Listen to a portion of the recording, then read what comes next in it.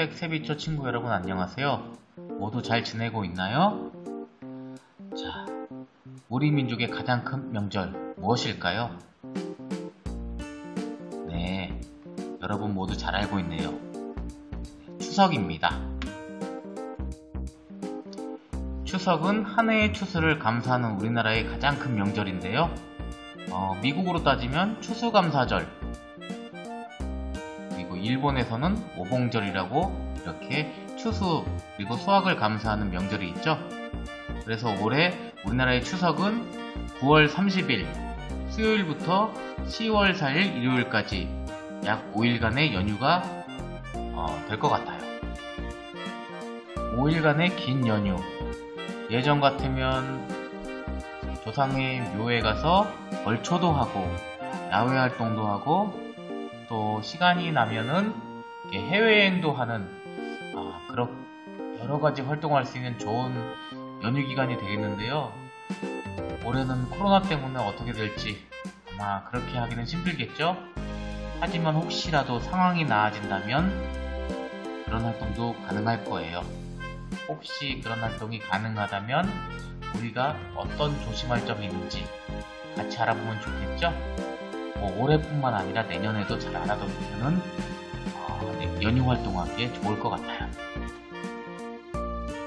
자, 즐거운 추석 연휴를 보기 위한 유의사항이에요. 먼저 야외 활동 관련 유의사항을 알아볼게요. 벌쏘임, 벌쏘임 사고 요즘 들어 참 많이 일어나는 것 같아요. 자, 이런 사고를 예방하기 위해서 어떻게 행동해야 될까요? 먼저 벌집 가까이는 접근하면 안 돼요. 혹 발견하면은 자기가 어떻게 제거할 생각을 하면 안 되고요. 즉시 119나 이 벌집 제거 전문가에게 제거를 요청하면 될 것 같아요. 그리고 야외 활동 시에는 이 청량음료나 과일 등 단 음식은 가급적 멀리 두는 게 좋아요. 여기서 나는 달콤한 냄새가 이런 벌들을 끌어들일 수 있거든요. 또 자극적 향수라든지 화장품 냄새도 이 벌들이 좋아한대요. 그래서 올 수가 있으니까요. 가급적이면 야외 활동할 때는 사용을 안 하는 것으로 하면 좋을 것 같아요. 또 혹시라도 달려들 때 이걸 퇴치할 수 있는 스프레이라든지 또 이런 말벌들이 물파스를 냄새를 싫어하는 것 같아요. 이런 것들을 휴대해서 바르는 등 미리미리 이런 준비를 해놓으면 사고를 예방하는 데 좋을 것 같아요.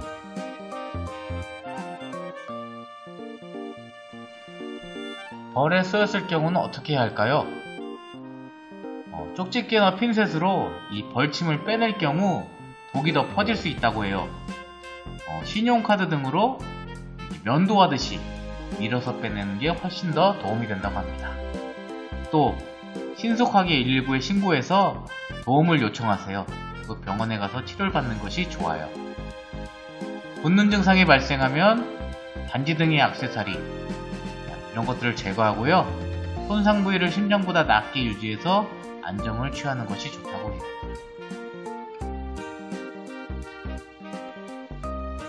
벌 말고도 가을에 조심해야 될 것 바로 뱀이에요. 자, 뱀들은 특히나 겨울잠을 자기 전에 독이 강화가 된대요. 독이 바싹 올랐다고 하죠. 그만큼 가을 독사의 독은 참 무서운데요. 특히 우리나라에서는 살모사, 쇠살모사, 까치살모사, 유혈모기 이 4종의 독사를 매우 주의해야 한다고 합니다. 자, 이런 뱀불림 사고 피해를 예방하기 위해서는요, 벌초 시에 두꺼운 등산화를 착용해서 그 뱀 이빨이 직접 닿지 않도록 하는 게 좋고요. 잡초가 많아서 길이 잘 안 보이는 경우 지팡이라든지 장대를 이용해서요 미리 헤쳐보세요. 그래서 안전한지 항상 확인하고 가는 게 좋다고 합니다.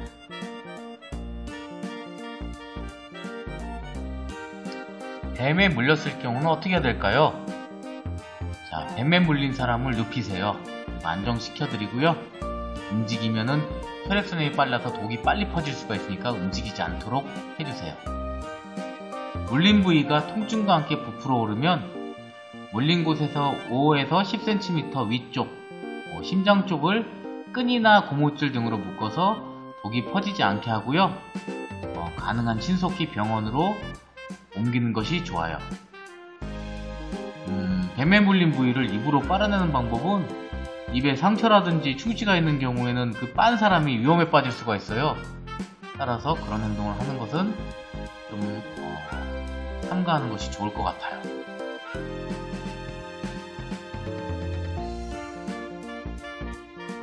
특별한 천적이 없는 동물. 자, 멧돼지가 있어요. 요즘 먹이가 산에 많이 없어서 그런지 사람들이 사는 곳으로도 자주 내려오는데요. 자, 이러한 멧돼지를 야외에서 발견했을 경우, 자, 119 또는 해당 지자체로 즉시 신고해서 이 멧돼지를 처리할 수 있도록 하는 것이 좋아요. 또 맞닥뜨리면은요, 절대 정숙하고 막 소리치는 등 멧돼지를 흥분시키는 행동을 해서는 안 돼요. 또 가까운 나무라든지 바위, 이런 은폐물에요, 몸을 신속하게 피해서 멧돼지가 보지 못하고 지나갈 수 있도록 하는 것이 좋을 것 같아요. 왜냐하면 멧돼지가 이게 냄새를 맡는 거에 비해서 보는 것은 잘 못 본대요. 그래가지고 그렇게 은폐물에 숨어 있으면은 위험으로부터 나를 보호하는 데 도움이 될 것 같아요. 또 하나 조심해야 될 것, 바로 진드기예요. 이러한 진드기에 물리면은 중증 열성 혈소판 감소 증후군, 이렇게 어려운 이름의 병에 걸리기도 하는데요. 38도씨 이상의 고열, 그리고 혈소판 감소, 피로, 식욕저하, 구토, 설사, 복통, 자, 이런 증상이 나오고요. 심한 경우 죽을 수도 있다고 해요. 절대 물려서 안 되겠죠? 따라서 이런 야외 활동할 때는 이런 찜드기에 물리지 않도록요, 풀밭에 앉거나 눕지 않도록 해야 되고요.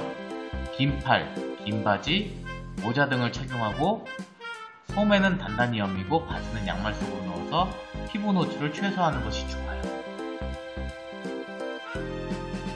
자, 이 밖에도 쥐가 옮기는 한타 바이러스라는 것도 있어요. 자, 쥐가 들판에 싼 배설물들, 자, 이런 것들을 만진 다음에 우리 호흡기에 가져다 대면 우리가 모르는 사이 이 바이러스에 감염이 되게 되는데요.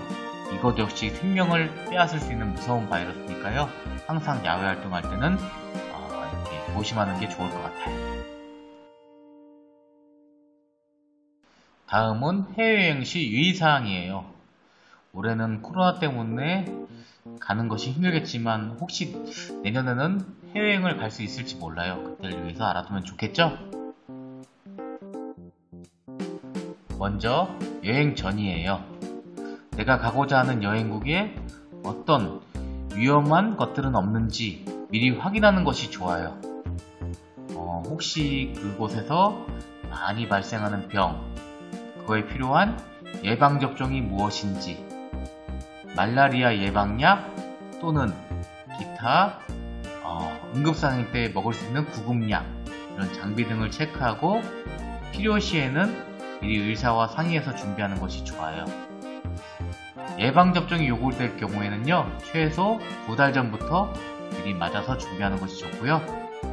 말라리아 예방약은 전문 의약품으로 반드시 의사의 처방을 받아서 최소 일주일 전부터 복용해야 효과가 있다고 해요.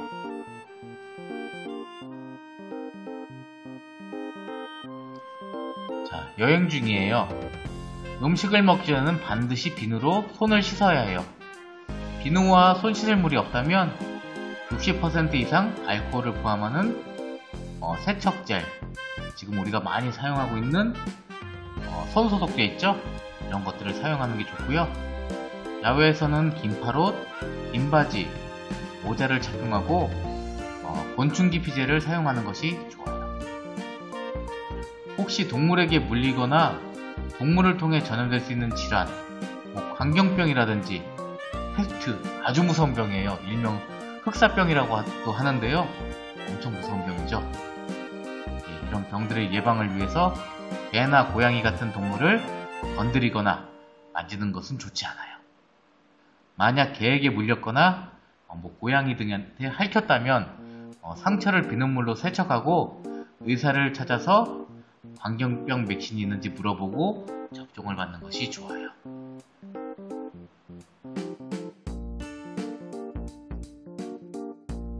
자, 여행이 끝났어요. 하지만 다음과 같은 경우라면은 꼭 의사의 검진을 받으셔야 돼요. 자, 만성질환, 신부전이라든지 당뇨, 만성호흡기 질환, 자, 이런 것들을 앓고 있는 경우는 한번 진료를 받아보시는 게 좋아요. 또 귀국 일주일 이내에 열이라든지 설사, 구토, 황달, 눈이 노래지는 거죠. 소변을 봤는데 색깔이 이상하다, 혹은 피가 섞여 나온다, 피부에 이상한 발진이 생긴다, 뭐가 피부에 난다, 자, 이런 경우는 빨리 병원에 가보세요. 또 여행하는 동안 심한 감염성 질환에 노출되었다고 생각하는 경우, 요즘 심한 코로나도 여기에 포함돼요. 꼭 병원에 가보셔야 돼요. 또 여행하는 동안 동물에게 물린 경우, 개나 고양이 뿐만 아니라요, 원숭이한테 물린 경우도 아주 위험해요. 꼭 병원에 가보세요. 여행 전 항말라리아 치료를 받은 경우 귀국 후에도 같은 치료를 받아야 하는지 꼭 확인하세요. 귀국 후에도 말라리아 약을 계속 복용해야 하는 그런 경우가 있다고 해요. 꼭 의사에게 확인해 보셔야 되고요. 말라리아 위험 지역의 여행 중에 혹은 이런 지역의 여행을 마치고 귀국 후에 한 1년까지가 될 거예요. 열이 나거나 독감 같은 증상이 생기면 즉시 의사를 찾아가서 이런 지역으로 해외여행을 간 적이 있어요, 이렇게 말을 하세요. 그리고 처방을 받으셔야 된다고 합니다.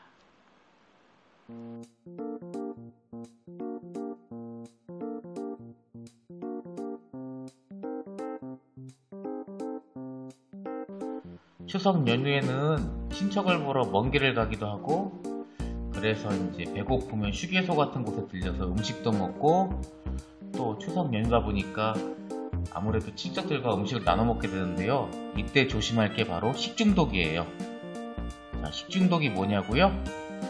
어떤 오염된 음식이나 독성물질 있는 음식을 먹고 설사, 구토, 배 아픈 거죠? 복통이 일어나고 또 열나는 증세를 말하는데요. 식중독에 걸리게 되면은 상당히 아프고 고생하니까요. 절대 걸려서는 안 될 것 같아요. 그럼 식중독은 누가 일으키게 할까요? 바로 병원성 대장균이에요. 식중독의 주요 원인균인데요. 생채소라든지 생고기 또는 완전히 조리되지 않은 음식이 그 원인이 돼요. 그래서 묽은 설사, 복통, 구토, 피로, 탈수 등을 일으킨다고 해요. 이 병원성 대장균은 기온 30에서 35도 사이에 한 마리가 2시간 이내 100만 마리까지 늘어난대요. 이 100만 마리가 있으면은 식중독을 일으킬 수 있다고 하네요. 대단히 빠른 시간 안에 빠르게 늘어나는 것 같아요. 조심해야겠죠?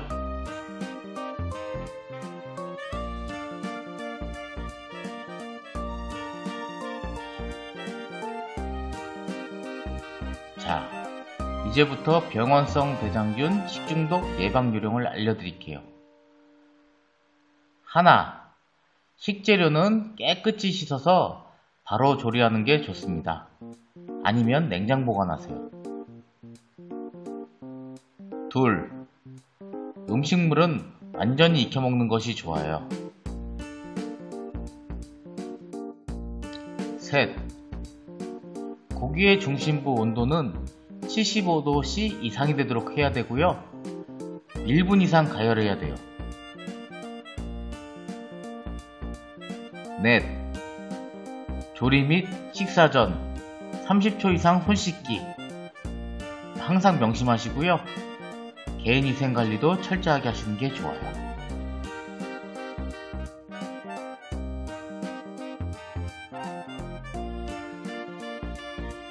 다섯, 생고기에 병원성 대장균이 있을지도 모르기 때문에 생고기와 조리된 음식을 구분하여 보관해야지 조리된 음식에까지 병원성 대장균이 전염되는 것을 막을 수가 있어요.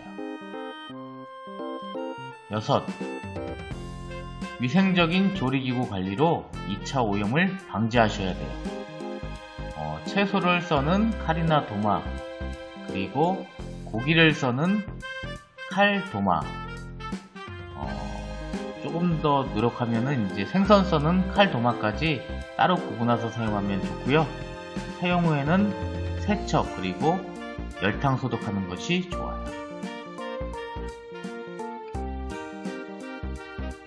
지금까지 추석 연휴 안전을 위한 유의사항을 알아보았어요. 우리 평택 세비초 친구들 잘 기억해 놓았다가요, 다가오는 추석 안전하고 건강하게 그리고 즐겁게 보내시기 바랄게요. 평택 세비초 친구들, 오늘도 수고 많았고요. 힘들더라도 기운내고 우리 모두 다 화이팅 하기로 해요. 다음에 또 만나요.